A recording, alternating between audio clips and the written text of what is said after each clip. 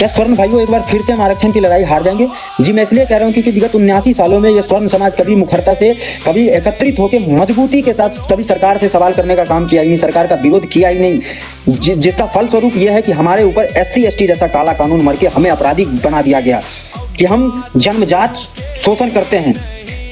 आरक्षण जैसा काला कानून लाके हमारे बच्चों को मेरिट को मार दिया गया। कुछ महीने पहले UGC जैसा काला कानून लाके हमारे बच्चों को जन्मजात अपराधी घोषित कर दिया गया, और फिर भी हमारे समाज के व्यक्ति उसी पार्टी का झंडा उठा के जय हो कर रहे हैं। और जब हमें मौका मिला तो हम अलग अलग गुटों में बंटने का काम कर रहे हैं, जो स्वर्ण समाज पहले से करता आया है। एक गुट कह रहा है कि अपनी रोटी बेटी का संबंध बनाओ, जूठा पानी पियो, जाति खत्म कर दो तो आरक्षण अपने आप खत्म हो जाएंगे। एक गुट अकेले जंतर मंतर पे बैठने के लिए तैयार। वहीं दूसरी तरफ एंटी रिजर्वेशन जनता पार्टी का पेज है, जो अपने विचारों में पहले दिन से स्पष्ट है। हमारा विचार उनका विचार एक है, और शायद पूरे स्वर्ण समाज का जो विचार है वही विचार एंटी रिजर्वेशन जनता पार्टी का है।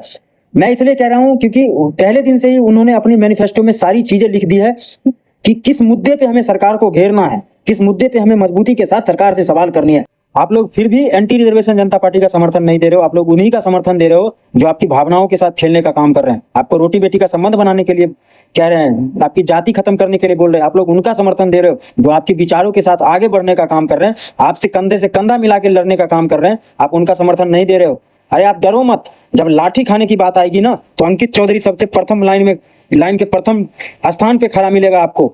आपसे हम क्या मांग रहे हैं? आपसे पैसे मांग रहे हैं? क्या मांग रहे हैं आपसे? आपके जमीन मांग रहे हैं? नहीं मांग रहे हैं ना, हम आपका बस समर्थन मांग रहे हैं, और आपको देना पड़ेगा। क्यों? क्योंकि हमारे बच्चों, आपके बच्चों का सवाल है। हर हर महादेव, जय श्री राम।